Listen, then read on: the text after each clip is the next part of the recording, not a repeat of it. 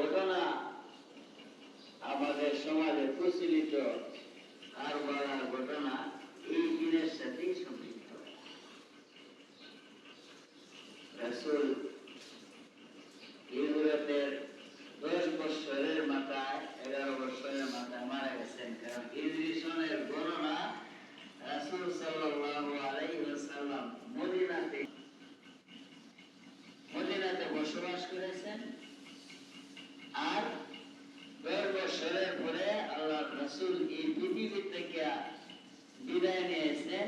এরপরে 30 বছর পর্যন্ত 4 জন খলিফার মাধ্যমে খেলাফতে রাশেদা যেটাকে বলা হয়, যারা ভবিষ্যৎবাণী রাসূল সাল্লাল্লাহু আলাইহি ওয়াসাল্লাম দিয়া গেছেন, সায়াকুনা বাদি খেলাফতু সালাসিনা সানা সুম্মা ইয়াকুনু উমারা।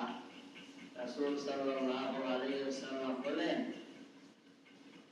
মানুষ যে আল্লাহ তাআলার খলিফা প্রতিনিধি আদম আলাইহিস সালাতু ওয়াস সালাম থেকে শুরু করে নিয়ে মুহাম্মদুর রাসূলুল্লাহ সাল্লাল্লাহু আলাইহি ওয়াসাল্লাম পর্যন্ত যে প্রতিনিধিত্বের কাজ রাসূলের দ্বারা সমাপ্তি করা হয়েছে, দ্বীনের পরিপূর্ণতা হয়েছে, সেই খেলাফত রাসূল বলেন 30 বছর পর্যন্ত চলবে।